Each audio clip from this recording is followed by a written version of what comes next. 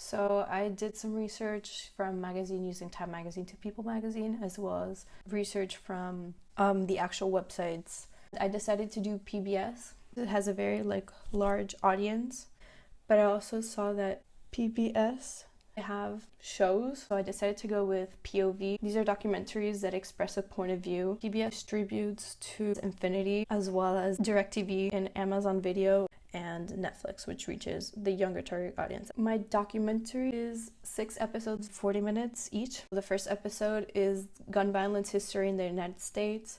Then weapon of choice or firearms, students' opinions, adults' opinions. That varies from parents, non-parents, to people who own guns. Then we have episode 5, which is legislatures and the political aspect of all of this from a political standpoint. Episode 6 is about solutions and compromises. It is pretty long, and I understand that there's so much information in that one that it could be broken down into further episodes. My case studies that I did were Dolores and Bill Nye, especially when it comes to the website and the poster and how the poster looks. This right here is my computer screen, and it usually does not look like this. It usually has 3 files and that's it.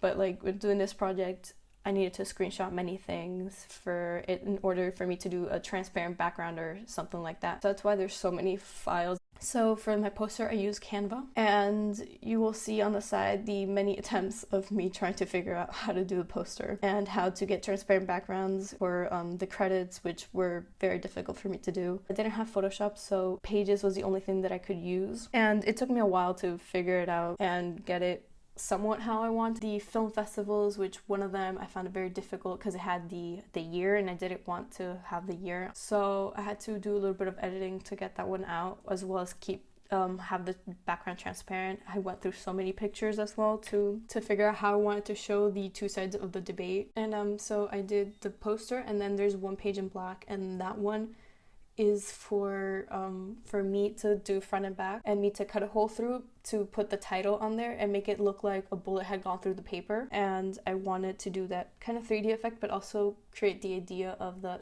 film is about gun control. You will see when I scroll down, there's another one. That the one at the very top is the main poster, my main distribution. I use Pages for the backgrounds and any additional information that I needed to write, and the different the credits and the title were the sizing and all that. So these are just some attempts. This was my main one, but as you can see, this one didn't have the magazine or the review. Also, the website is different. I was going to use Wix, but Wix was so complicated to me. And then these are just some tries of me figuring out the title. So this is the main poster distribution that I will be distributing mostly.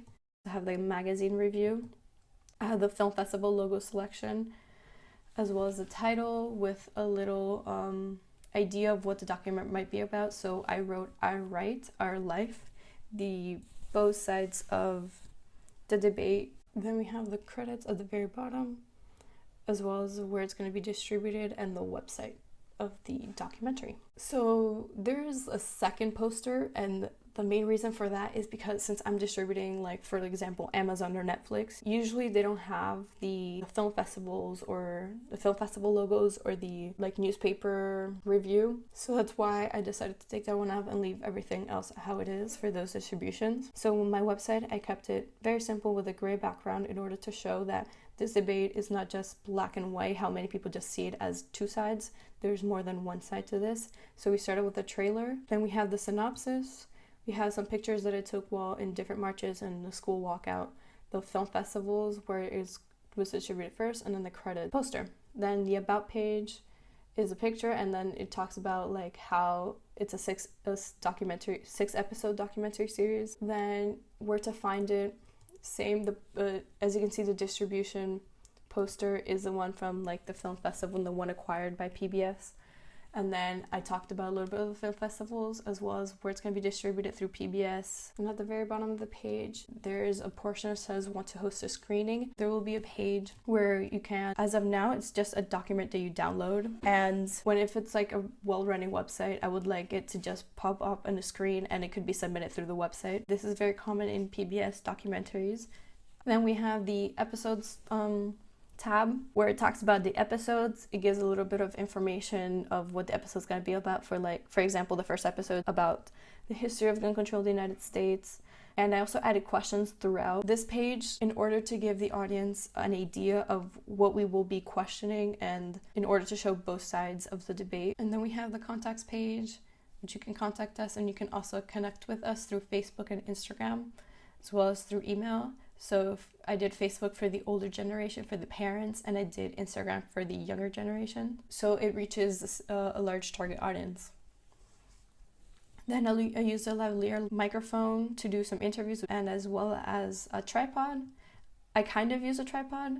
I wanted to challenge the idea of handheld camera, which I kind of did. So I used tripod for one of my interviews that was used in the actual documentary. That went pretty well, but then when it came to March for Our Lives, it was a little bit more complicated. We got into the wrong line where we were supposed to like get into a different line if you didn't have clear bags. And so we decided not to bring the tripod, so I did it all handheld. And the camera was my Nikon D3400, which I used throughout the entire thing, as well as my iPhone to take pictures for the blog. I found editing to be one of the most difficult ones because it was very difficult because it didn't have like a story and I had to create a story with it. So the first day didn't go so well, but the second day I tried incorporating music, and that helped a little bit. And then the third and fourth day it went better. I'm proud of what I did, and because some footage wasn't like the best and some footage looked like it was repeated because I was in the middle of a crowd, you couldn't just see the back of people's heads. That's what you would always see. And I also another problem that I had was that I asked people, or like the people that I interviewed asked different questions,